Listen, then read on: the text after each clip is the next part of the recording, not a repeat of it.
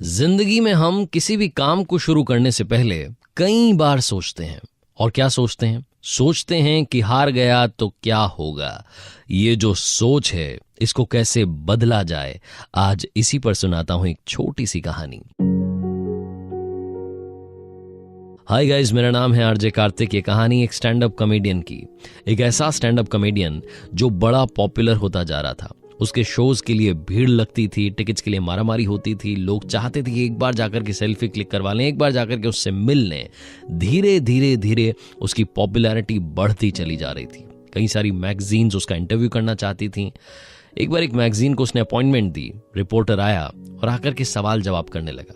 जैसा कि होता है हर इंटरव्यू में, सामने वाले को मालूम नहीं होता कि उससे क्या क्या पूछा जा सकता है।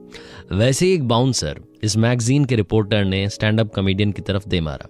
उसने बोला कि सर एक बात बताइए, आप ऐसा कौन सा रिकॉर्ड है जिसे तोड़ना चाहते हैं? अब इस स्टैंड अप कॉमेडियन के पास में कोई जवाब नहीं था, इसने कुछ सोचा भी नहीं था। तो इसने कहा कि भाई ऐसा कुछ तो मैंने सोचा नहीं है। तो रिपोर्टर ने कहा कि सर कुछ तो बताइए, मतलब कुछ तो हमें लिखना होगा, कुछ तो हमें बताना होगा। फिर इस स्टैंड अप कॉमेडियन ने काफी सोचा और बोला कि एक रिकॉर्ड है जिसे मैं तोड़ना चाहता हूं, 1 मिनट में सबसे ज्यादा वर्ड्स बोलने का। रिपोर्टर ने फटाफट से वो जवाब लिख दिया, मैगजीन छप गई, इंटरव्यू आ गया, काफी लोगों ने पढ़ा, न्यूज चैनल्स ने उसको देखा। तो उनको लगा, न्यूज चैनल वालों को, कि ये तो बहुत बड़ा मुद्दा हो सकता है। न्यूज चैनल ने डिबेट चला दी कि क्या कोई बंदा 1 मिनट में सबसे ज्यादा वर्ड्स बोल सकता है। इस बात पर पोल होने लगा, सोशल मीडिया पर ट्रेंडिंग होने लगा। इस स्टैंड अप कॉमेडियन के लिए बहुत बड़ी आफत आ गई। ये सब देख रहा था, इसको लग रहा था कि क्या ड्रामा चालू हो गया है। तभी इसके पास में एक न्यूज चैनल से कॉल आता है और वहां से कॉल पर कहा जाता है कि सर आज शाम 8 बजे आपको खुला चैलेंज दिया गया है, हमारे शो में आइए और 1 मिनट में सबसे ज्यादा वर्ड्स बोलकर दिखाइए। इसको लग रहा था कि ये क्या मुसीबत आ गई है, क्या किया जाए। ओपन चैलेंज चल रहा है, जाना तो पड़ेगा। रात 8 बजे से पहले 7:30 के लगभग इसके घर के बाहर न्यूज चैनल की गाड़ी आ गई इसको लेने के लिए। गाड़ी में बैठा, धक धक कर रहा था इसका दिल, इसे समझ नहीं आ रहा था कि होगा क्या। ये यही सोच रहा था कि हार गया तो क्या होगा, हार गया तो क्या होगा, हार गया तो क्या होगा। न्यूज चैनल के ऑफिस के बाहर पहुंचा, गाड़ी से बाहर निकला और सोचने लगा कि हार गया तो क्या होगा। जैसे जैसे इसके कदम अंदर की तरफ बढ़ रहे थे, ये अपनी सोच को धीरे धीरे बदल रहा था। फिर इसने सोचा कि हार गया तो क्या होगा, क्या हो जाएगा? ज्यादा से ज्यादा ये होगा कि लोग कहेंगे कि फालतू की बातें करता है। इसने जबरदस्ती इतनी बड़ी फेंक दी कि मैं 1 मिनट में सबसे ज्यादा वर्ड्स बोलने का रिकॉर्ड तोड़ दूंगा। क्या होगा, लोग मेरे बारे में थोड़े टाइम के लिए बुरा कह देंगे। इससे ज्यादा बुरा कुछ नहीं हो सकता। ये बंदा स्टैंड अप कॉमेडियन स्टूडियो में पहुंचा, शो शुरू होने वाला था, 8 बजने वाली थी। इसने एक बार फिर से सोचा और अब की बार सोचा कि अगर जीत गया तो क्या होगा। अभी जहां पहुंचा हूं यहां से और ऊपर चला जाऊंगा और ज्यादा पॉपुलर हो जाऊंगा, दुनिया मुझे जानने लगेगी। शो शुरू हुआ, 8 बजी, 1 मिनट का चैलेंज आया और इस बंदे ने कमाल कर दिखाया। सबसे ज्यादा वर्ड्स 1 मिनट में बोल के दिखा दिए। उसके बाद इसे खुद पर यकीन हुआ कि जीत गया तो क्या होगा, यही सोचना जरूरी है। ये छोटी सी कहानी हम सबको बहुत बड़ी बात बताती है। जिंदगी में बदलनी है तो अपनी सोच बदलिए।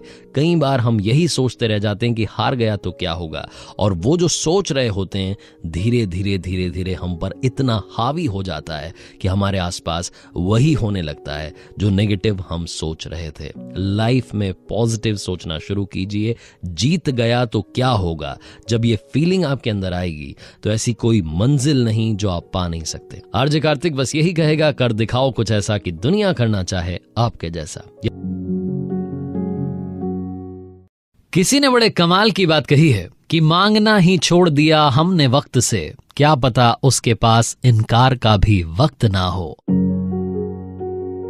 हाय गाइस, मेरा नाम है आरजे कार्तिक। एक छोटी सी कहानी। ये कहानी एक किसान परिवार में पैदा हुए एक लड़के की, जिसके मम्मी पापा चाहते थे कि वो बड़ा होकर के किसान बने, खेती करे, लेकिन वो चाहता था कुछ और। उसने एक दिन अपने मम्मी पापा को बताया कि मैं बड़ा होकर के सैनिक बनना चाहता हूँ, तो मुझे उसके लिए आप ट्रेनिंग करवाइए, मुझे उसके लिए भेजिए। उसके पापा ने कहा कि ठीक है, मैं आपको मना नहीं करूंगा, आप जाइए, जाकर के तलवारबाजी सीखिए, तब जाकर के आप सैनिक बन पाएंगे, योद्धा बन पाएंगे। लड़के ने अगले ही दिन से जाकर के ट्रेनिंग करना शुरू किया। जब वो शुरुआत में वहां पहुंचा, क्लासेस लेने लगा, तो उसे समझ में आ गया कि तलवारबाजी उसके लिए बनी ही नहीं। 2-3 दिन के अंदर वो हिम्मत हार गया। उसे लगा कि अब क्या किया जाए। वो मन में सपना तो था वॉरियर बनने का, योद्धा बनना है, सैनिक बनना है, लेकिन क्या करें। फिर उसे लगा कि क्यों ना बैकडोर एंट्री करते हैं। पीछे के रास्ते से जाते हैं। अब पीछे का रास्ता क्या था? उस सेना का जो सेनापति था वो इनके परिवार में किसी रिश्तेदार का दोस्त था। अब इसने सोचा कि क्यों ना उस रिश्तेदार तक पहुंचा जाए। अपनी मम्मी से जाकर के इसने अर्जी लगाई कि माँ प्लीज मुझे वहां तक जाने दीजिए, उनसे कहिए कि वो मेरी मुलाकात करवा दें सेनापति से। रिश्तेदार के घर पहुंचा, वहां से सेनापति से मिला। सेनापति को जाकर के कहा कि बस मुझे सेना में ले लीजिए। सेनापति ने कहा कि बेटा आपके अंदर वो टैलेंट नहीं है, आपको तलवारबाजी आती नहीं, आप तलवार ढंग से चला नहीं पाते, आपका सेना में क्या काम रहेगा। लेकिन फिर भी क्योंकि आपके रिश्तेदार मेरे दोस्त हैं तो दोस्ती की खातिर मैं आपको सेना में ले लेता हूं। आप रिजर्व्ड फोर्स में रहेंगे, आपका काम नहीं होगा, आप बस आराम कीजिएगा, बहुत कम आप लोगों की जरूरत पड़ेगी, मुश्किल है कि आपकी कभी जरूरत भी पड़े। लड़का खुश हो गया कि चलो भाई सैनिक की वर्दी मिल जाएगी, काम भी नहीं करना है, युद्ध में भी नहीं जाना है, आराम करेंगे, आराम से रहेंगे, रिजर्व फोर्स के साथ रहेंगे, बहुत मुश्किल से कभी मौका मिलेगा युद्ध में जाने का, वो तब की तब देखेंगे। रिजर्व फोर्स में शामिल हो गया। साल पर साल बीतते गए। एक बार उस राज्य पर बहुत बड़ा हमला हुआ। अब सारी फोर्सेस, जितनी सेनाएं थी, सबको युद्ध के मैदान में उतरना था। ये लड़का भी मैदान में उतरा, तलवार चलानी आ नहीं रही थी, इसके चक्कर में बहुत बड़ी मुश्किल हो गई और शाम में इसे सेनापति के सामने पेश किया गया। सारे सैनिक इसको बुरी बुरी सुनाने लगे। सेनापति ने कहा कि ये तो बड़ा ही एम्बैरेसिंग मोमेंट है, क्या किया जाए, मैंने तो खुद इसे भर्ती किया। तो उसने उस लड़के को डांटते हुए कहा कि अब तुम सेना में नहीं रहोगे, अब तुम जाकर के महल की पहरेदारी करोगे, तुम आज से पहरेदार हो। लड़के को फिर से एक नया काम मिल गया।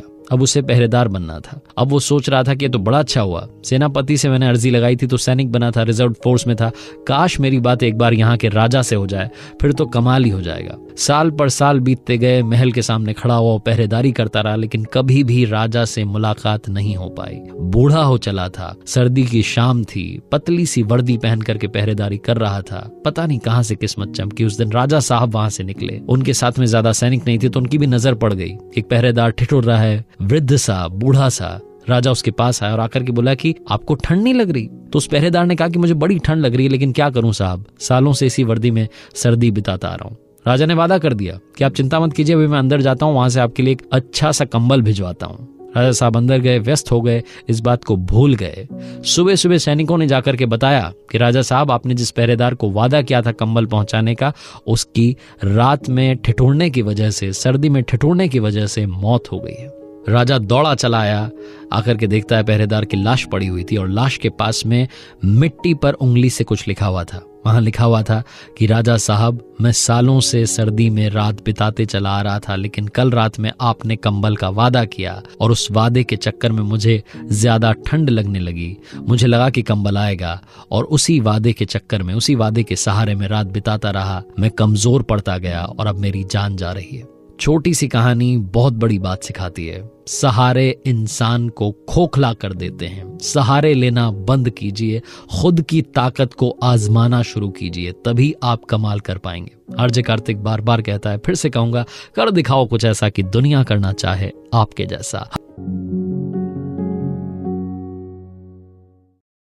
लाइफ में कभी ना कभी एक बार तो आपको भी लगा होगा, अगर अभी नहीं लगा तो पहले लगा होगा, हो सकता है अभी भी आप सोचते हो कि जिंदगी में कोई ना कोई ऐसा है जिसकी वजह से मेरी ग्रोथ रुकी हुई है, कोई मेरे आसपास ऐसा है जिसने मेरा रास्ता रोक रखा है।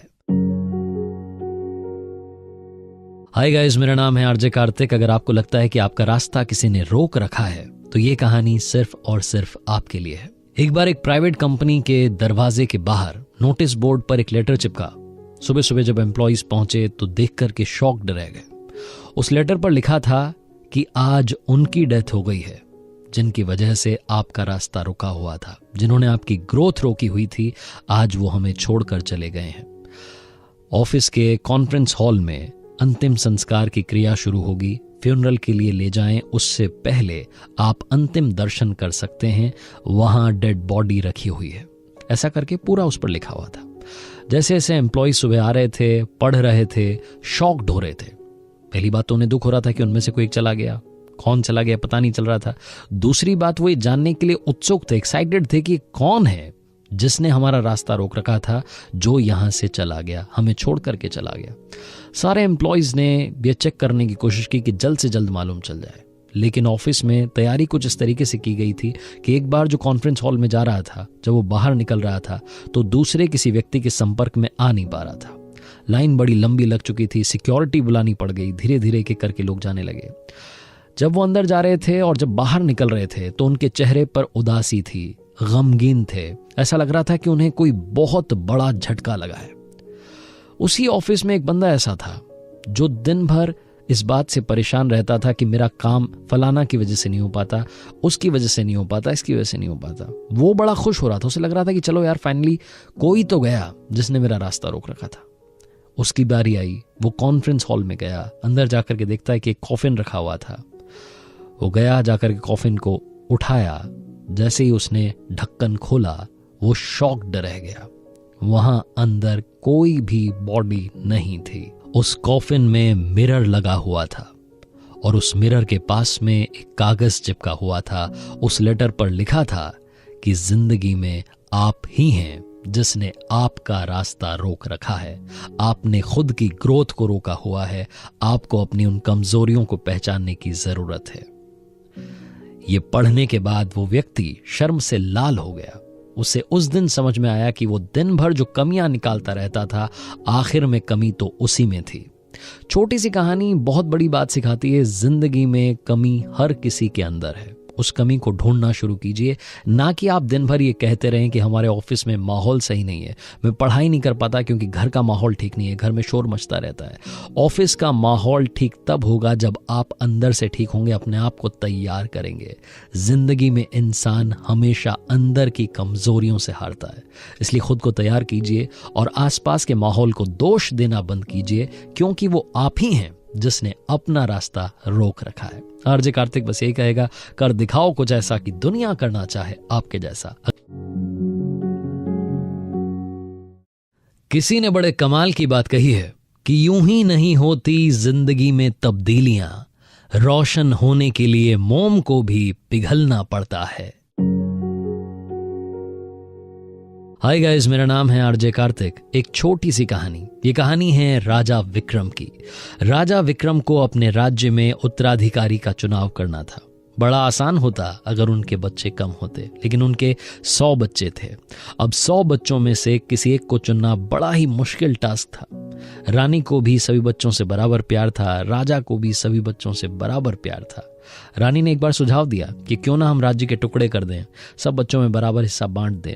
राजा ने कहा कि ये तरीका अच्छा नहीं होगा, हम प्रजा को अपने अपने हाल पर नहीं छोड़ सकते, हमें किसी एक को राजा चुनना होगा, किसी एक को राजा बनाना होगा। और तुम चिंता मत करो, मैं कुछ न कुछ ऐसा करूंगा कि इन सब में से जो सर्वश्रेष्ठ है वो सामने निकल करके आ जाएगा। रानी ने कहा ठीक है, फिर आपकी मर्जी, आपको जो करना है आप कीजिए। राजा ने ऐलान करवा दिया कि अब राज्य का उत्तराधिकारी चुनने का समय आ गया है।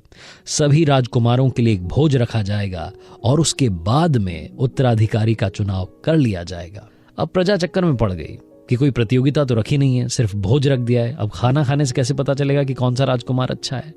लेकिन राजा ने शायद कुछ और सोच रखा था। वो शाम आई, जब भोज का समय था। सारे राजकुमार तैयार होकर के प्रांगण में आ गए। 100 राजकुमारों के लिए 100 थालियां लग गईं, पकवान बन गए, सब कुछ तैयार था। उनके सामने थालियां परोस दी गईं। वो खाना खाने ही वाले थे कि अचानक से वहां बहुत सारे शिकारी कुत्ते आ गए। अब राजकुमारों में हलचल मच गई। वो इधर उधर भागने लगे, तितर बितर हो गए।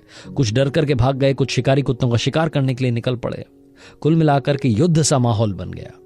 वो शाम जैसे तैसे बीत गई। जब प्रजा को मालूम चला कि वहां पर तो शिकारी कुत्ते आ गए थे, तो प्रजा सोच में पड़ गई। जनता सोचने लगी कि अब तो कैसे राजा मिलेगा। लेकिन अगले दिन राजा विक्रम ने ऐलान किया कि आज शाम में दरबार लगेगा और भरे दरबार में घोषणा की जाएगी कि राज्य का राजा कौन होगा। जनता को समझ नहीं आ रहा था कि राजा साहब ने उत्तराधिकारी चुन कैसे लिया है, कहां से इन्होंने चुनाव कर लिया है, क्योंकि खाना तो हुआ नहीं, भोजन हुआ नहीं, चुनाव हुआ नहीं। कौन सी प्रतियोगिता थी जिससे परिणाम निकल आया है? खैर, शाम का वक्त आया, दरबार सज चुका था, मंत्री बैठे हुए थे, जनता आकर के दरबार में बैठ गई थी। हर कोई इंतजार कर रहा था उस अनाउंसमेंट का, जब मालूम चलने वाला था कि हमारा अगला राजा कौन होगा। राजा साहब ने एक एक करके सारे राजकुमारों को बुलाया और उनसे पूछना शुरू किया कि कल का भोज कैसा रहा, कल का खाना कैसा था। पहले राजकुमार ने, जो सबसे ज्येष्ठ थे, सबसे बड़े थे, वो गुस्सा होने लगे। उन्होंने बोला कि क्या तरीका है पिताजी, कल आपने देखा होगा जब हम खाना खाने के लिए बैठे, भोज शुरू होने वाला था, तभी अचानक से शिकारी कुत्ते आ गए। हमारे पहरेदार इतने निकम्मे हो गए हैं कि वो शिकारी कुत्तों को रोक नहीं पाए। हमें खुद जाकर के 3-4 का शिकार करना पड़ा। कितनी मुश्किल घड़ी थी। दूसरे वाले से पूछा तो उसने कहा कि पिताजी मुझे नहीं मालूम, मैं तो वहां से डर करके भाग गया था, मुझे बड़ा डर लगता है। एक एक करके राजकुमार अपना बहाना गिनाते रहे। आखिरी राजकुमार जिन्होंने कहा कि हाँ पिताजी, मैंने कल भोजन खाया, बहुत ही कमाल का भोजन था, बहुत ही स्वादिष्ट भोजन था, बहुत अच्छे पकवान बने थे, खाना खाने में आनंद आ गया, मजा आ गया, इससे बढ़िया भोजन नहीं हो सकता था। हर कोई वहां पर अचंभे में पड़ गया, शॉक्ड था, समझ नहीं पाया कि इन भाई साहब ने कैसे खाना खा लिया। राजा ने भी पूछा कि जरा बताइए दरबार को कि आपने कल भोजन कैसे किया। तो वो जो राजकुमार थे जिनका नाम शांतनु था, उन्होंने कहा कि कल महाराज वहां 100 थालियां लगी थीं। मैं खाना खाने के लिए बैठा, अचानक से शिकारी कुत्ते आ गए, सारे राजकुमार भाग गए, मैं वहीं बैठा रहा, मैं अपना खाना खाता रहा। जैसे ही कोई शिकारी कुत्ता मेरी तरफ आता, मैं एक थाली उठाता और उसके सामने खाली कर देता। 99 थालियां रखी हुई थी, मैंने सारे कुत्तों को भोजन भी करा दिया और साथ में अपना भोजन भी शांति से पा लिया, अपना भोज भी पूर्ण कर लिया। इस तरीके से महाराज कल मेरा भोजन बड़ा शानदार रहा। जैसे ही शांतनु का जवाब सुना तो दरबार में तालियां बजने लगीं और राजा ने अनाउंसमेंट की कि अब यही आपके अगले राजा होंगे।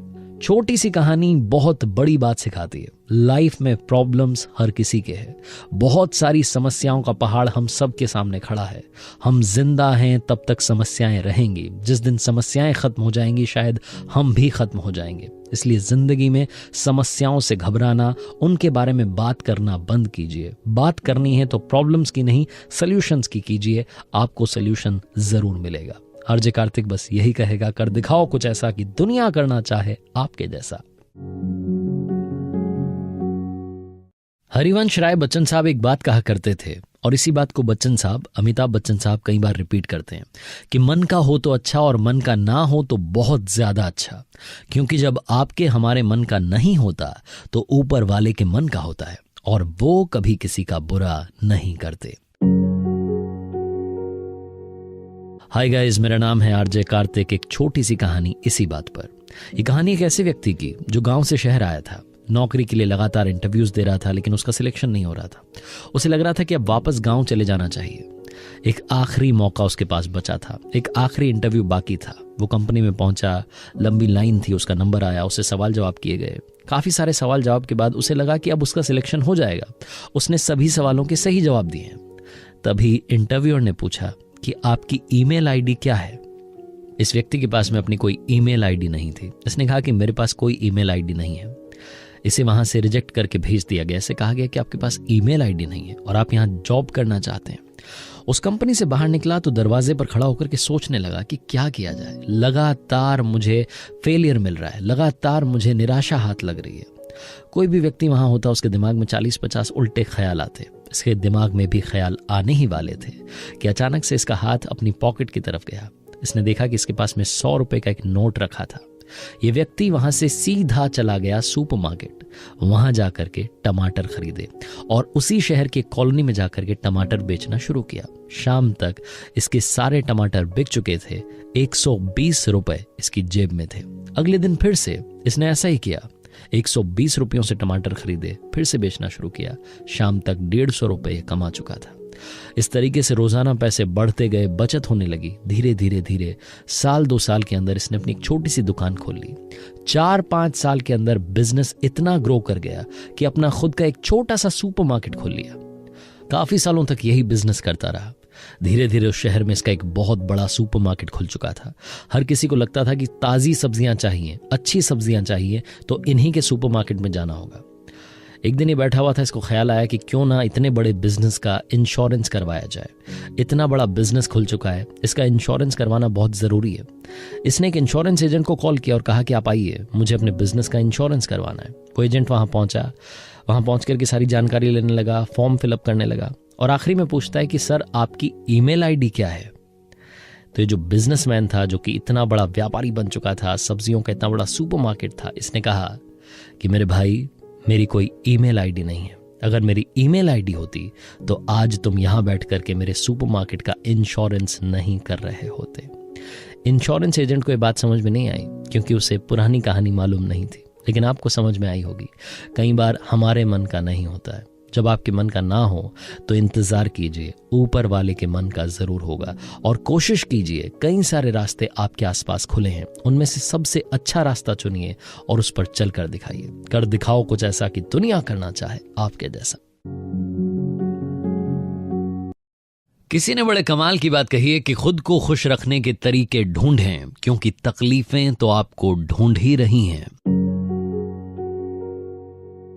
हाय गाइस, मेरा नाम है आरजे कार्तिक। एक छोटी सी कहानी।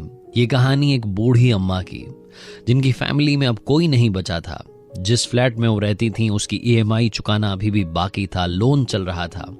फैमिली कंडीशंस खराब थी, इकोनॉमिक कंडीशंस खराब थी, और इस वजह से कुछ महीने ऐसे भी थे जिनमें उनके पास ईएमआई चुकाने के लिए पैसे नहीं थे।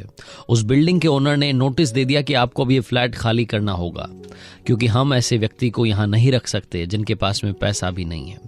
उसने 2-3 बार नोटिस दिया और फाइनली सिक्योरिटी गार्ड्स को बुला लिया। उन अम्मा का सामान बाहर फेंकने की तैयारी हो रही थी।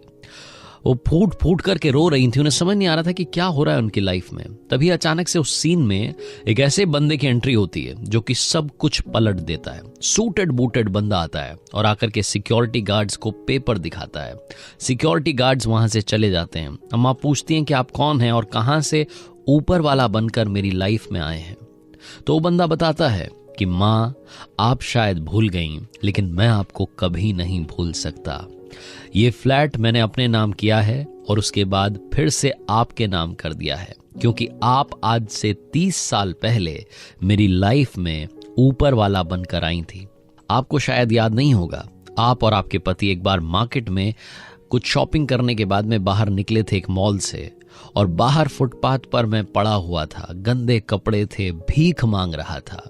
जैसे बाकी भिखारियों को डांट कर भगा दिया जाता है, झड़क दिया जाता है, वैसे ही आपके पति ने मुझे मना कर दिया था, कहा था दूर जाकर के बैठ जाओ। लेकिन आपका दिल पिघला और आपने मेरी मदद की। आपके पति तो थोड़ा आगे बढ़ गए, लेकिन आप वहीं रुकी रहीं। आपने अपने पर्स में से जितना कैश था निकाल करके मुझे दे दिया, और साथ में एक लॉकेट दिया और कहा कि इसे हमेशा पहनना, ये तुम्हारा लकी चार्म रहेगा। उस दिन मैं आपका सिर्फ शुक्रिया अदा कर सका, और मैंने जाते जाते आपका नाम पूछ लिया था। वो नाम मैं कभी नहीं भूल सकता। आप तो उस वक्त मेरी मदद करके चली गईं, लेकिन आपने जो पैसे मुझे दिए थे मैंने उनका सही इस्तेमाल किया। मैंने पढ़ाई करना शुरू किया, अपने आप की जिंदगी को संवारना शुरू किया। इन 30 सालों में काफ़ी कुछ मेरे साथ हुआ। मैंने बहुत सारी पढ़ाई की, बहुत सारी तैयारी की। धीरे धीरे मैं इस लायक बन गया कि अपना बिजनेस शुरू कर दिया। आज रियल एस्टेट सेक्टर में एक बहुत बड़ा बिजनेसमैन बन गया हूँ।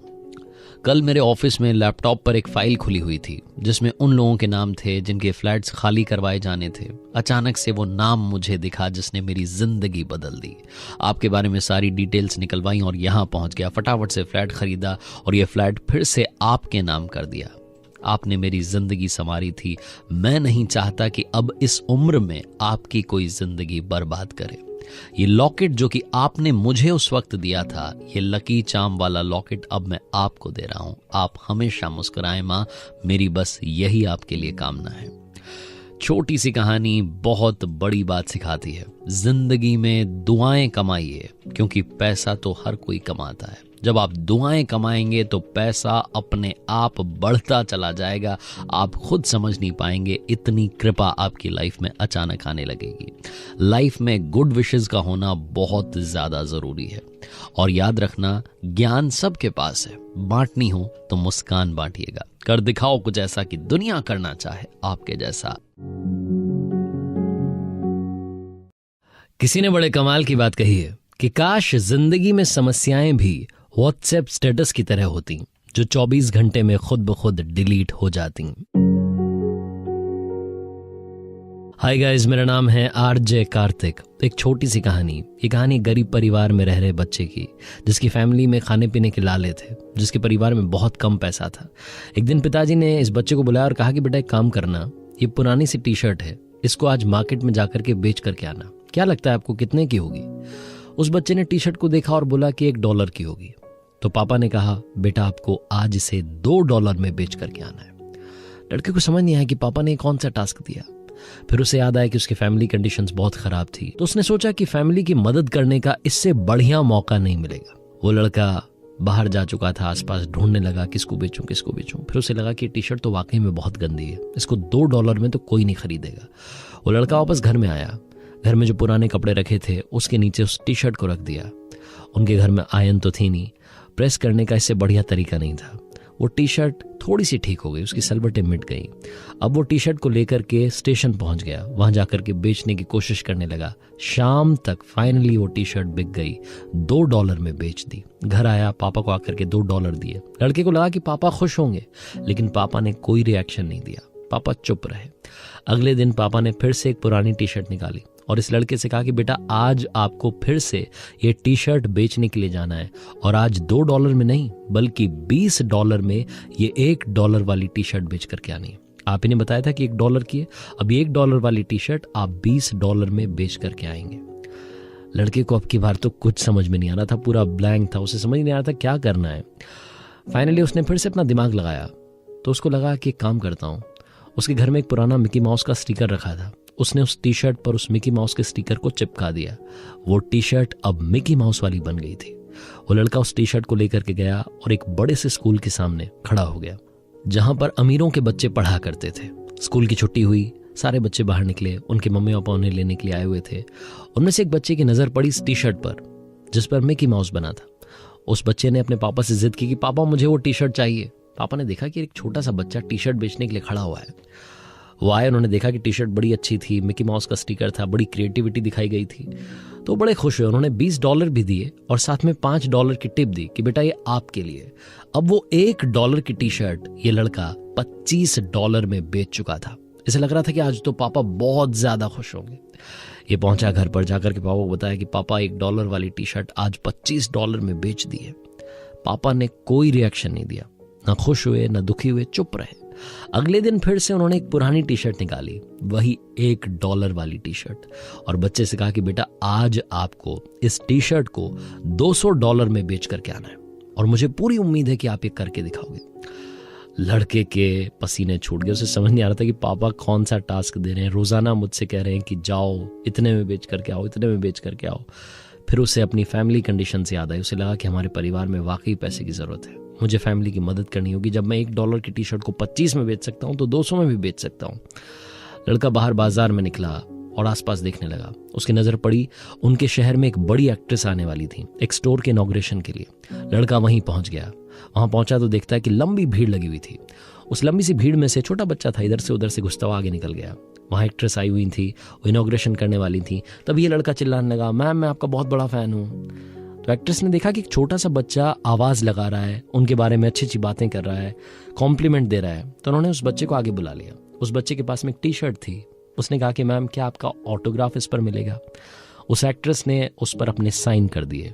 उसके बाद वो लड़का वहां पर खड़ा होकर के टी शर्ट बेचने लगा कि बताइए आप में से किसको चाहिए। वो $200 का टारगेट लेकर के गया था, वो टी शर्ट उसने $250 में बेच दी। उस टी शर्ट के मुंह मांगे दाम उसे उस दिन मिल गए। वापस घर गया, पापा को कहा कि पापा आपने तो $200 की बात की थी, $250 में टी शर्ट बेच करके आ गया। ये लड़का और कोई नहीं बल्कि अमेरिका का मशहूर बास्केटबॉल प्लेयर माइकल जॉर्डन था। छोटी सी कहानी बहुत बड़ी बात सिखाती है। जिंदगी में समस्याएं चाहे कितनी भी बड़ी आ जाएं, आप हर समस्या का पार पा सकते हैं, आप हर समस्या से जीत सकते हैं। इसीलिए आपसे कहता हूं, कर दिखाओ कुछ ऐसा कि दुनिया करना चाहे आपके जैसा। किसी ने बड़े कमाल की बात कही है कि जिस दिन आपने अपनी सोच बड़ी कर ली, उस दिन बड़े बड़े लोगों के दिमाग में आप आना शुरू हो जाएंगे। आप खुद ब खुद एक बहुत बड़े आदमी बन जाएंगे। हाय गाइस, मेरा नाम है आरजे कार्तिक। एक छोटी सी कहानी। ये कहानी एक भिखारी की जो रेलवे स्टेशन के बाहर रहा करता था। स्टेशन से ट्रेन में बैठता, दूसरे स्टेशन उतरता, वहां से दूसरी ट्रेन में बैठता, फिर अपने स्टेशन उतरता, ट्रेन में भीख मांगने का काम करता था। एक दिन रोजाना की तरह भीख मांग रहा था, लोगों के सामने जाकर के गिड़गिड़ा रहा था, पैसे मांग रहा था। तभी इसने देखा कि उस कोच में एक सूटेड बूटेड बंदा बैठा हुआ था। इसे लगा कि ये अमीर आदमी है, इससे अगर भीख मिल गई तो कम नहीं मिलेगी, अच्छी खासी मिलेगी, फिर मुझे दूसरे कोच में जाकर के भीख मांगने की जरूरत नहीं पड़ेगी। उसके पास गया और जाकर के एक्टिंग करने लगा, भीख मांगने लगा, अपनी आवाज को बदल बदल करके अपना सारा दर्द निकालने लगा। लेकिन वो जो बंदा बैठा हुआ था, सूटेड बूटेड आदमी, उसने डांट दिया। उसने बोला कि आप ये मेरे सामने नाटक मत कीजिए, मैं आपको देख रहा था, आप चुपचाप वहां से चले आ रहे थे, यहाँ आकर के आप उदास हो गए, गिड़गिड़ाने लगे, ये हरकत मत कीजिए। आज मैं आपसे एक बात पूछना चाहता हूं, मैं आपको चलिए भीख दे भी दूंगा, आपके पास मुझे देने के लिए क्या है? भिखारी ने कहा कि ये क्या सवाल कर रहे हैं आप, मैं तो भिखारी हूं, मेरे पास आपको देने के लिए क्या हो सकता है, मेरी औकात क्या है कि मैं आपको बदले में कुछ दे दूं। तो जो सूटेड बूटेड बंदा था उसने कहा कि जब आप मुझे कुछ नहीं दे सकते तो मुझसे कुछ लेने की उम्मीद भी मत रखिए, आप चले जाइए, आपको मेरे पास से 1 रुपया नहीं मिलने वाला। ये व्यक्ति वहां से चला गया भिखारी, और सोचता रहा कि यार ये क्या बात बोल दी, ये क्या बात बोल दी कि तुम्हें भी मुझे कुछ देना होगा। भिखारी को समझ नहीं आया। जिस स्टेशन के बाहर रहता था उस स्टेशन पर उतरा और बाहर आकर के आसपास देखने लगा कि ऐसा क्या है जब कोई मुझे भीख दे तो मैं उसे बदले में दे दूं। इसने नजर दौड़ाई तो इसे दिखाई दिए कुछ फूल। इसने देखा कि यहाँ पौधे लगे हैं, पौधों पर फूल आए हुए हैं, क्यों ना एक काम करता हूं, अब से जब भी कोई मुझे भीख देगा मैं उसे बदले में एक फूल दूंगा। उस दिन से उस व्यक्ति ने, उस भिखारी ने एक नई आदत डाल ली। जब भी वो भीख मांगता, अगर उसे भीख में पैसे मिलते तो वो सामने वाले को एक फूल देता। सामने वाले को बड़ा अच्छा लगता कि यार ये पहला भिखारी है जो भीख देने के बदले में कुछ ना कुछ दे रहा है। भिखारी को भी अच्छा लगने लगा कि चलो लोगों को मेरा काम पसंद आ रहा है, लोगों को मेरी सोच पसंद आ रही है। एक दिन फिर से वो ट्रेन में था, उस कोच में था जहां उसे अमीर, वो सूटेड बूटेड बंदा दिखाई दिया था। एक बार फिर से उस दिन वही व्यक्ति दिखाई दिया। उसके पास गया और जाकर के बोला कि भाई साहब, आज तो आपको भीख देनी ही पड़ेगी, आज तो आपको मुझे पैसे देने ही पड़ेंगे क्योंकि मेरे पास में आपको देने के लिए कुछ है। अब उस अमीर व्यक्ति ने, सूटेड बूटेड बंदे ने सोचा कि यार इसके पास में मुझे देने के लिए क्या हो सकता है। उसने भरोसा किया और उस व्यक्ति को भीख दे दी। जैसे उसने भीख दी वैसे ही भिखारी ने अपने पास में से निकाल करके एक फूल दे दिया और कहा कि लीजिए, ये मेरी तरफ से आपके लिए। उस व्यक्ति को अच्छा लगा। उसने कहा कि अब एक बात और सुनो, एक बात का और ध्यान रखना। बात यह है कि अब तुम अपनी सोच को बड़ा करो। क्यों नहीं तुम व्यापारी बन जाते, क्यों नहीं तुम बड़े बिजनेसमैन बन सकते हो, तुम बड़ा काम कर सकते हो। अपनी सोच को बदलने के बारे में सोचना। भिखारी को फिर से वो कुछ बता करके बंदा वहां से चला गया। भिखारी ट्रेन से उतरा, अपने स्टेशन पर आया। स्टेशन पर बाहर आने के बाद में सोचने लगा कि ये क्या बोल के चला गया, मैं बड़ा बिजनेसमैन बन सकता हूं। भिखारी को मालूम नहीं कहां से एनर्जी मिली, वो जोर से चिल्लाया कि मैं बहुत बड़ा व्यापारी हूं। और उसके बाद से, उस दिन से उसने भीख मांगना छोड़ दिया, फूलों का बिजनेस करने लगा। छोटा छोटा काम चलने लगा, धीरे धीरे दुकान बड़ी होने लगी। एक दिन ऐसा आया कि वो बहुत बड़ा बिजनेसमैन बन गया।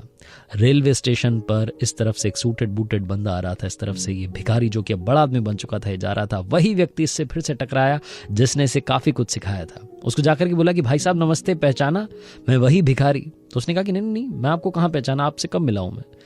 तो इस भिखारी ने कहा कि शायद आप भूल गए, आपकी और मेरी 2 बार मुलाकात हुई है। पहली बार आपने मुझे सिखाया था कि जिंदगी में लेन देन क्या होता है, और दूसरी बार जब मैं आपसे मिला था तो आपने मुझे सिखाया था कि सोच बड़ी करना क्या होता है। छोटी सी कहानी बहुत बड़ी बात सिखाती है। जिस दिन आपने अपनी सोच बड़ी कर ली, आप बहुत बड़े व्यक्ति बन जाएंगे। सारा खेल सोच का है। अपनी सोच को तंदुरुस्त कीजिए, बुलंद कीजिए और कर दिखाओ कुछ ऐसा कि दुनिया करना चाहे आपके जैसा। किसी ने बड़े कमाल की बात कही है कि वक्त की सबसे खूबसूरत बात यह है कि अच्छा चल रहा हो या बुरा चल रहा हो, वक्त बड़ी जल्दी कट जाता है। हाय गाइस, मेरा नाम है आरजे कार्तिक। आज सुनाता हूं आपको वक्त पर एक छोटी सी कहानी। ये कहानी है एक राजा की। एक ऐसा राजा जिसने हर युद्ध में जीत हासिल की थी। छोटे छोटे राज्यों को हरा करके अपने राज्य का विस्तार करता जा रहा था, अपने राज्य को बड़ा करता जा रहा था। ऐसा नहीं था कि अपने राज्य में डेवलपमेंट नहीं करवाता था, वहां भी विकास के काम करवाता था। राजा को प्रजा बड़ा पसंद करती थी। इसी बात से राजा को थोड़ा घमंड आ गया। उसको लगा कि अब तो मुझे कोई हरा नहीं सकता, अब तो मैं हर युद्ध में जीत हासिल करूंगा। एक दिन अपने कुछ सैनिकों के साथ में घूमने के लिए निकला हुआ था, तभी उसे एक बाबा जी दिखाई दिए। बाबा जी के पास गया, जाकर के बाबा जी को प्रणाम किया। बाबा जी ने कहा कि बेटा, हम तुमसे खुश हैं, तुम्हें कुछ देना चाहते हैं। राजा ने कहा हाँ जी बताइए, आप क्या देना चाहते हैं। तो बाबा जी ने उस राजा को एक ताबीज दिया और कहा कि इसे अपने गले में पहन लेना। इस ताबीज में एक मंत्र है। इस ताबीज को तब खोलना जब तुम सबसे ज्यादा मुश्किल में हो, जब तुम्हें लगे कि तुम्हारी आंखों के सामने अंधेरा है, अब तुम्हारी जिंदगी खत्म होने वाली है, तब तुम ये ताबीज खोलना। राजा ने कहा जो आज्ञा। मन ही मन राजा सोच रहा था कि बाबा जी कहां ताबीज के चक्कर में पड़े हैं। मैं ऐसा राजा बन चुका हूं जिसे कोई हरा नहीं सकता, जिससे सिर्फ और सिर्फ जीत हासिल होगी। आस पड़ोस के जितने राज्य के राजा थे वो मन ही मन सोच रहे थे कि यार क्या किया जाए। कैसे इस पर अटैक किया जाए, कैसे इसको हराया जाए। सभी राजाओं ने मिलकर के प्लानिंग बनाई कि क्यों ना सब साथ मिलकर के युद्ध में आते हैं। सारे राजाओं की सेना जब सामने आई, जब विशाल सेना ने आक्रमण किया, तो ये राजा घबरा गया, हारने की कगार पर पहुंच गया। युद्ध भूमि से डरता हुआ, भागता हुआ जंगल में निकल गया। रास्ता भटक चुका था, इसे लगा था कि अब सब कुछ खत्म हो गया है। यह राजा वहां छुपने के लिए जगह ढूंढने लगा। तभी इसे वहां पर एक गुफा दिखाई दी। गुफा में जाकर के बैठ गया, छिप गया और इंतजार करने लगा कि कुछ अच्छा हो जाए। इसकी सांसें ऊपर नीचे हो रही थी, दिल धक धक कर रहा था, जैसे लग रहा था कि इसका अंतिम समय आने वाला है। ये घबराया हुआ था कि अचानक से इसे घोड़े के टापों की आवाज सुनाई देने लगी। इसे लगा कि दुश्मन देश के सैनिक, उनके घोड़े अब इसकी गुफा की तरफ आ रहे हैं। अचानक से इसे लगा कि जैसे सब कुछ खत्म हो गया है। अचानक से इसने महसूस किया कि इसकी आंखों के सामने अंधेरा है, इसकी मृत्यु होने वाली है। इसको सैनिक पकड़ करके ले जाएंगे, फांसी दे देंगे, इसका राजपाट तो छिन ही गया है, अब जिंदगी भी चली जाएगी।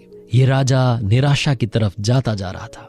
तभी से अचानक याद आया कि उन बाबा जी ने एक ताबीज दिया था जो गले में पहना हुआ था। फटाफट से इसने ताबीज निकाला, उसे खोला और उस मंत्र को पढ़ने लगा जो मंत्र बाबा जी ने कहा था कि इस ताबीज में लिखा हुआ है। उसने ताबीज खोला तो अंदर एक कागज की चिट्ठी थी। उस कागज की चिट्ठी को खोला तो उस पर लिखा हुआ था, ये भी कट जाएगा। मंत्र था, ये भी कट जाएगा। राजा ने एक सुकून की सांस ली, राहत की सांस ली। एक बार फिर से ऊपर वाले का धन्यवाद किया कि भगवान आपका धन्यवाद, आपने मुझे जिंदा तो रखा। हे ऊपर वाले, आपका शुक्रिया। राजा ने एकदम से महसूस करना शुरू किया कि उसके अंदर पॉजिटिविटी आ गई है। उसे वो जो घोड़े के टापों की आवाज सुनाई दे रही थी वो भी अब दूर जाने लगी। थोड़ी देर बाद वो घोड़े के टापों की आवाज सुनाई देना बंद हो गई। राजा धीरे से उस गुफा से बाहर निकला, जंगल में कुछ दिन रहा, वहां फिर से अपनी सेना बनाई, फिर से उस राज्य पर आक्रमण किया जो उसका खुद का था, जिसे किसी ने हथिया लिया था, और उस राज्य पर फिर से अपना झंडा कायम किया। छोटी सी कहानी बहुत बड़ी बात सिखाती है। जिंदगी में घबराइएगा मत, क्योंकि अच्छा चल रहा हो या बुरा चल रहा हो, ये भी कट जाएगा। बड़े से बड़े संकट टल जाएंगे। अगर आप चैंपियन हैं, चैंपियन की तरह सोचते हैं, तो आप चैंपियन ही बने रहेंगे। आप अपनी सोच को बस बुलंद रखिए, और चैंपियन बनने का सिर्फ एक रास्ता है, हार्ड वर्क और उसके साथ स्मार्ट वर्क। आरजे कार्तिक फिर से कहेगा, कर दिखाओ कुछ ऐसा कि दुनिया करना चाहे आपके जैसा।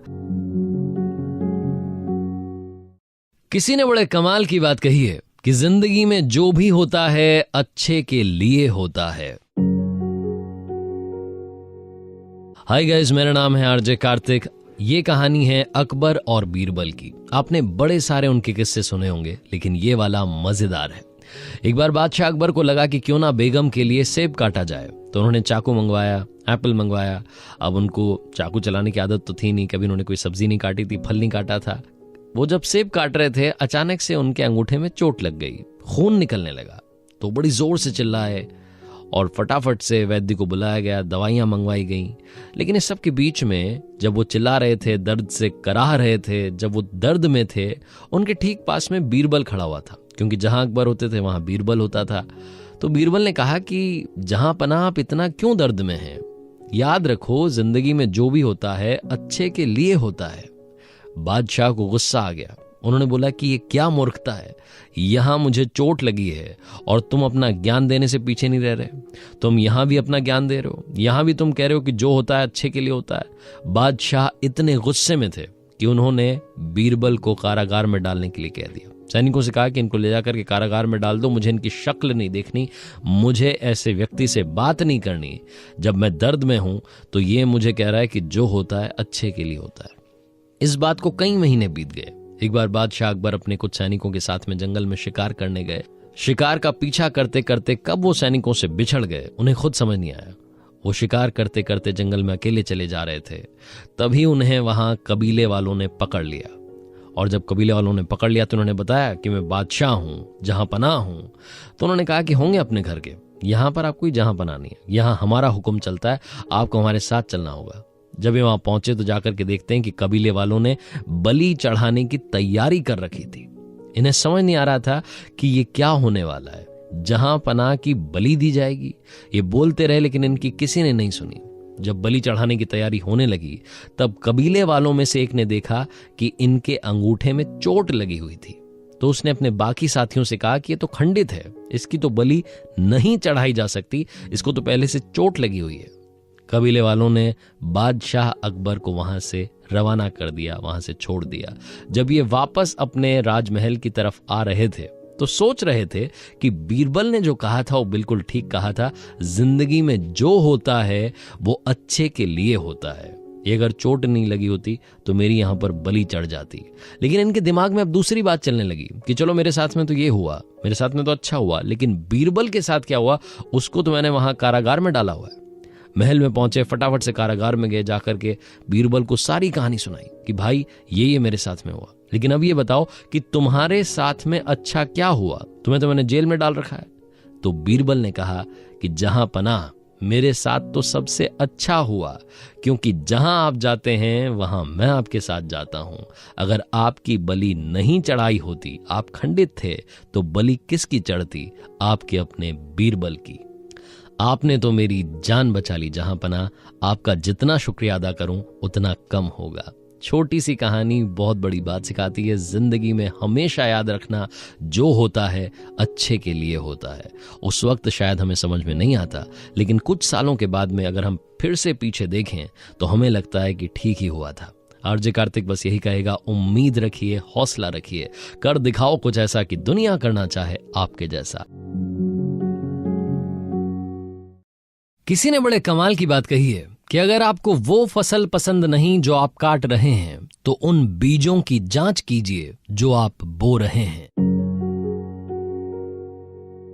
हाय गाइस, मेरा नाम है आरजे कार्तिक। एक छोटी सी कहानी। ये कहानी एक अमीर महिला की जो साइकियाट्रिस्ट के पास जाया करती थी, रेगुलर जाया करती थी सेशंस के लिए। जब भी सेशन होता था उसके बाद में जब बाहर निकलती थी थोड़ा सा रिलैक्स फील करती थी, लेकिन हफ्ते 10 दिन में फिर से उनको लगता था, तनाव महसूस होता था, फिर से वो साइकियाट्रिस्ट के पास जाती थी। एक दिन वो अपना सेशन खत्म करके जाने ही वाली थी कि उन्होंने अपने साइकियाट्रिस्ट से पूछा कि सर एक बात बताइए, मेरे पास इतना पैसा है, मैं इतनी अमीर हूं, फिर भी मैं खुश क्यों नहीं हूं? फिर भी मुझे 10 दिन में 8 दिन में आपके पास सेशन के लिए क्यों आना पड़ता है?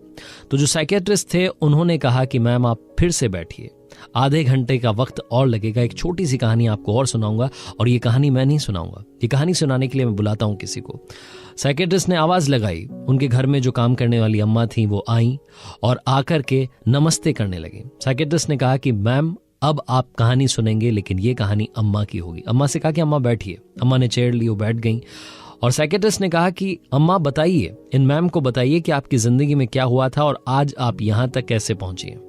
अम्मा ने अपनी कहानी सुनाना शुरू किया। अम्मा ने कहा कि मैम मेरी लाइफ में सब कुछ बुरा हुआ है। मेरा पति शराब पी करके घर आता था, मारपीट करता था। उसको कई बार समझाने की, उसकी शराब छुड़वाने की कोशिश की, लेकिन कुछ नहीं हो पाया। एक दिन ज्यादा शराब पीने की वजह से वो बीमार पड़ गए। उनका इलाज चला, उनके इलाज के लिए पैसे की जरूरत थी। मैंने घर घर जाकर के काम करना शुरू किया, लेकिन वो बच नहीं पाए, उनकी मृत्यु हो गई। उनके जाने के बाद मेरे परिवार में मेरा एक बच्चा था जिसको पढ़ाने के लिए मैंने रात दिन एक कर दिया। अलग अलग जगह जाकर के काम करती थी, रेस्टोरेंट्स में जाती थी, ढाबों में जाती थी, घर में जाकर के साफ सफाई के काम करती थी। उसके लिए भी मैंने पूरी कोशिश की, उसका पूरा साथ देने की। लेकिन एक दिन जब वो स्कूल से घर आ रहा था तो किसी गाड़ी ने उसे टक्कर मार दी और उसकी भी मृत्यु हो गई, उसकी भी डेथ हो गई। उसके भी चले जाने के बाद मैं दुनिया में अकेली पड़ गई। मुझे समझ नहीं आया कि मेरी लाइफ का क्या मकसद है, मेरे होने का क्या मतलब है। लेकिन फिर भी मुझे जीने के लिए पैसों की जरूरत थी। मैंने काम करना जारी रखा, अलग अलग घर जाती थी, खाना बनाती थी, बर्तन मांजती थी, साफ सफाई करती थी। मुझे समझ नहीं आ रहा था कि जिंदगी में हो क्या रहा है। एक दिन बारिश हो रही थी, मैं अपने घर की तरफ आ रही थी। मैंने देखा कि मेरे पीछे पीछे एक बिल्ली का बच्चा चला आ रहा है। भीगती हुई बारिश में ठिठुरता हुआ बच्चा मेरे साथ साथ मेरे घर के दरवाजे तक आ गया। मैं अंदर चली गई, लेकिन वो बच्चा वहीं दरवाजे पर बैठा रहा। मैंने देखा कि उसे भूख लगी है। दूध गर्म करके उसके सामने मैंने रख दिया। वो बच्चा फटाफट से सारा दूध चट कर गया। ये देख करके पता नहीं क्यों अचानक से मेरे चेहरे पर मुस्कान आ गई, और जैसे ही मेरे चेहरे पर मुस्कान आई मुझे याद आया कि मैं कई सालों में पहली बार हंसी थी। मुझे लगा कि एक बिल्ली के बच्चे की मदद करने पर मैं इतना मुस्कुरा सकती हूँ, इतना खुश हो सकती हूँ, तो अगर मैं इंसानों की मदद करना शुरू करूंगी तो मेरी जिंदगी का मतलब बदल जाएगा, मेरे होने का मतलब बदल जाएगा। उस दिन से मैंने लोगों की मदद करना शुरू किया। एक बार एक व्यक्ति बीमार था, उनके लिए दवाई लेकर के आ गई। एक बार एक भाई साहब बीमार थे, हॉस्पिटल में थे, उनके लिए खाना बना करके वहां तक पहुंचा दिया। छोटे छोटे जो डॉग्स होते हैं उनके लिए मैं बिस्किट का पैकेट खरीदती हूँ, उन तक पहुँचाती हूँ, उनकी मदद करती हूँ, उन भूखों को खाना खिलाती हूँ। कई बार मुझे ऐसे बच्चे मिलते हैं जिनको पढ़ाने के लिए पैसे की ज़रूरत होती है, मेरे पास जितना बन पाता है 100 रुपये 200 रुपये उन तक पहुँचाती हूँ, उनकी मदद करती हूँ। मुझे बड़ा अच्छा लगता है। और साहब के यहाँ जब से काम कर रही हूँ तब से तो मेरी तनख्वाह भी बढ़ गई है। साइकेट्रिस्ट ने जब ये पूरी कहानी अम्मा ने सुना ली, उसके बाद में उन अमीर महिला से कहा कि मैम शायद अब आप समझी होंगी जीने का मतलब क्या है, असली खुशी क्या है, रियल हैप्पीनेस क्या है। जिंदगी में सबसे बड़ी खुशी है जब आप किसी की मदद करेंगे और आपको जो सुकून मिलेगा, उससे बड़ी खुशी इस दुनिया में कभी भी आपको पैसे से भी नहीं मिल सकती। छोटी सी कहानी बहुत बड़ी बात सिखाती है। बांटनी है तो मुस्कान बांटिए, ज्ञान सभी के पास है। अपनों के प्यार के साथ, ऊपर वाले के आशीर्वाद के साथ, अपने हौसले के साथ कर दिखाओ कुछ ऐसा कि दुनिया करना चाहे आपके जैसा। किसी ने बड़े कमाल की बात कही है कि जरा संभल कर चलें, क्योंकि तारीफों के पुल के नीचे मतलब की नदी बहती है। हाय गाइस, मेरा नाम है आरजे कार्तिक। एक छोटी सी कहानी, ये कहानी एक राजा की, जिसके बारे में ये कहा जाता था कि उसके दरबार में जो भी जाता था वो खुश होकर के वापस आता था, उसकी बात सुनी जाती थी, समझी जाती थी। बाकी आसपास के राज्यों के राजा भी इस राजा से सीखने के लिए आते थे कि आप ऐसा क्या करते हैं, आपके पास में वो कौन सी शास्त्र विद्या है जो आप इस्तेमाल में लेते हैं और सब कुछ ठीक हो जाता है। दुखी से दुखी आदमी आपके पास आता है तो खुश होकर के जाता है। आसपास के राजाओं को लगता था कि इस बंदे की कभी ना कभी किसी ऐसे व्यक्ति से जरूर मुलाकात होगी जो दुखी था और दुखी ही रहेगा। और एक दिन ये बात सच हो गई। राजा अपने कुछ सैनिकों के साथ में भ्रमण पर निकला हुआ था। अपने राज्य में जो भी उससे मिल रहा था उसको कुछ न कुछ दे रहा था, शर्फी दे रहा था, उनकी मदद कर रहा था, पैसा दे रहा था। राजा एक बार फिर से अपना दरबार राज्य के बीचों बीच लगा चुका था। तभी राजा की नजर पड़ी एक भिखारी पर, एक दुखी इंसान पर। उसको लगा कि उसके राज्य में ये सबसे ज्यादा दुखी इंसान कौन है, ये छूट कैसे गया, इसका उद्धार कैसे नहीं हुआ। उसने सैनिकों को भेजा और कहा कि जाओ उस भिखारी को बुला करके लाओ। वो भिखारी आया और जैसे ही राजा के पास आया, राजा ने उससे उसका हाल पूछा और उसको एक सोने का सिक्का दे दिया। अब राजा के मन में चलने लगा कि जब मैंने इसे एक सोने का सिक्का दे ही दिया है तो इसकी जिंदगी में अब कुछ न कुछ तो बदल जाएगा। ये भिखारी अगर इस सोने के सिक्के का सही इस्तेमाल कर लेगा, कोई व्यापार शुरू कर देगा तो इसकी जिंदगी संवर जाएगी। राजा ने यही सोच करके उस सोने का सिक्का भिखारी को दे दिया। भिखारी बड़ा खुश हुआ, उसने जिंदगी में पहली बार सोने का सिक्का देखा था। भिखारी खुशी के मारे झूमता हुआ, नाचता हुआ जा रहा था। राजा ये सब देख रहा था। भिखारी फिर से जाकर के वहीं बैठ गया जहां बैठा हुआ था, नाली के पास। उस सिक्के को उछालने लगा और उस सिक्का गलती से नाली में गिर गया। अब वो भिखारी उस सिक्के को ढूंढने लगा। उसने पूरी कोशिश कर ली लेकिन वो सिक्का नहीं मिला। राजा ये सब देख रहा था और राजा को लग रहा था कि ये सबसे बुरा हुआ। उस भिखारी की मदद करने का मौका मुझे ऊपर वाले ने दिया था, मैंने उसकी मदद भी की, लेकिन उसकी गलती से सोने का सिक्का गुम हो गया। फिर राजा को लगा कि क्यों ना इसकी एक बार फिर से मदद की जाए। सैनिकों को भेजा और फिर से उसे बुलाया और भिखारी को एक और सोने का सिक्का दिया। भिखारी फिर से खुशी से नाचता हुआ, झूमता हुआ गया, खुश होकर के गया और वहां नाली के पास जाकर के बैठा और फिर से वो वाला सोने का सिक्का जो गिर गया था उसे ढूंढने लगा। राजा ये सब देख रहा था और सोच रहा था कि कितना गरीब इंसान मेरे राज्य में है जिसकी मैंने आज तक मदद नहीं की। आज मौका मिला है और देखिए उसकी हालत कि वो एक सिक्का अपने पास रख रहा है और दूसरे सिक्के को नाली में ढूंढ रहा है। शायद उसे 2 सिक्कों की जरूरत है। फिर से सैनिकों को भेजा, फिर से भिखारी को बुलाया, एक और सोने का सिक्का दिया। भिखारी फिर से खुश हुआ, खुशी से नाचता हुआ वहीं जाकर के बैठ गया और फिर से नाली में जो सिक्का सबसे पहले गिरा था उसे ढूंढने लग गया। राजा को समझ नहीं आ रहा था कि चल क्या रहा है, ये भिखारी कर क्या रहा है। एक बार फिर से सैनिकों को भेज करके उससे बुलाया और उससे कहा कि आप चाहते क्या हैं।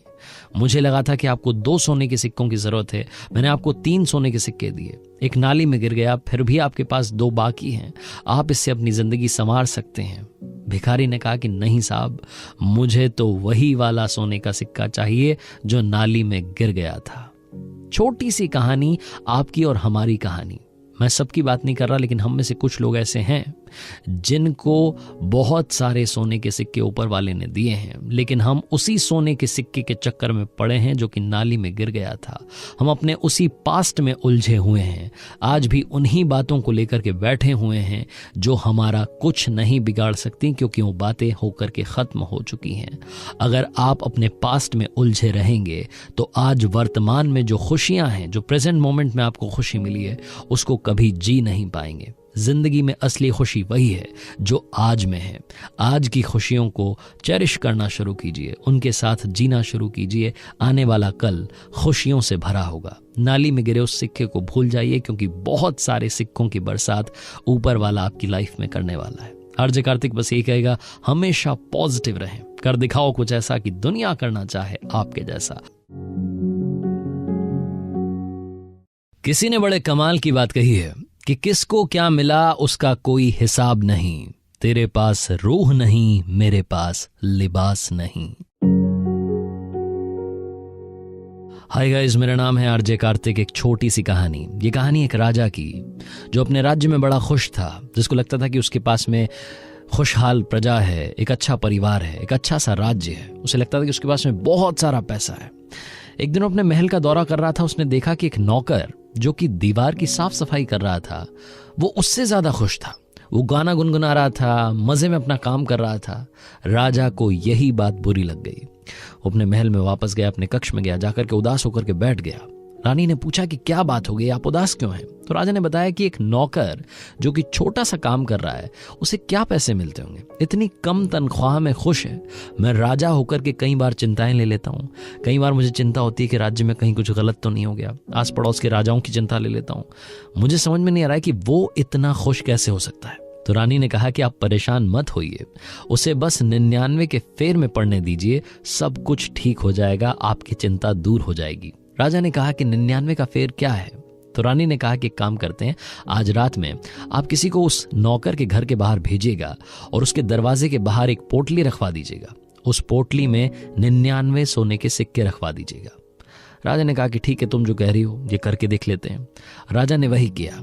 उस नौकर के घर के बाहर दरवाजे पर एक पोटली रखी गई जिसमें 99 सोने के सिक्के थे। नौकर जब अगली सुबह जगा, उसकी वाइफ जब घर की साफ सफाई कर रही थी, उसने दरवाजा खोला तो उसने देखा कि एक पोटली घर के बाहर रखी है। वो पोटली अंदर लेकर के आई, नौकर को जगाया कि हमारे घर के बाहर कोई पोटली रख करके गया है। नौकर ने वो पोटली खोली तो हैरान हो गया, उसमें सोने के सिक्के थे। वो गिनने लगाए, 1 2 3 95 96 97 98 99। एक सिक्का कम था। नौकर अंदर तक हिल गया, उसे समझ नहीं आया कि क्या हुआ। उसने अपनी पत्नी से कहा कि रखने वाला 100 सोने के सिक्कों की पोटली रख के गया होगा, 99 का कौन सा हिसाब है? तो वो फटाफट से घर से भागा और अपने घर के आसपास जितने रास्ते थे सारे छान मारे। वो रास्ते ढूंढता चला गया कि कहीं कोई सिक्का दिख जाए, कहीं कोई सिक्का दिख जाए, लेकिन कोई भी सोने का सिक्का नहीं दिखा।